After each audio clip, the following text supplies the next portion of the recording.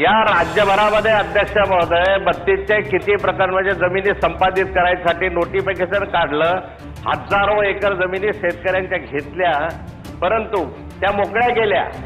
असे किती मोकळे केलेले भूखंड आहे ही माहिती मी सभागृहात विचारतोय, पण अध्यक्ष महोदय ते देऊ शकत नाही. मला जर ही माहिती सभागृहात 6 महिने मिळत नाही, पॉइंट ऑफ इन्फॉर्मेशनच्या माध्यमातून ते चाललंय का?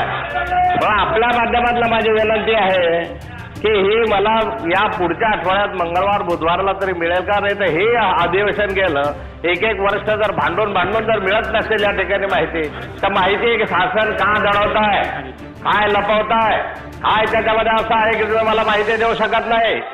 या संदर्भामध्ये अध्यक्ष महोदय माझी आपल्याकडनं अपेक्षा आहे की आपण हे कोणत्याही स्थितीमध्ये मला ही माहिती या सभागृहामध्ये ठेवली गेली पाहिजे आणि ते मला पुढच्या आठवड्यात तरी प्राप्त झाली पाहिजे.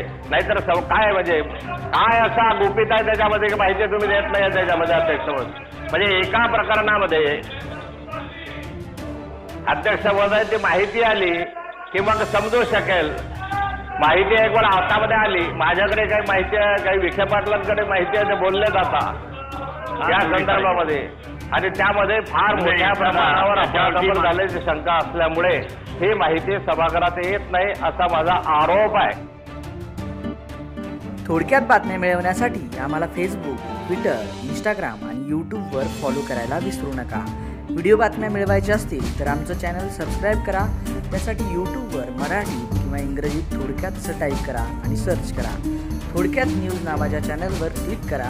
इथं दिलेल्या लाल रंगाच्या सबस्क्राईब नावाच्या बटनावर क्लिक करा आणि अपलोड केलेल्या बातमीची नोटिफिकेशन सर्वात आधी हवी असेल तर तिथंच असलेल्या घंटीवरही क्लिक करायला विसरू नका.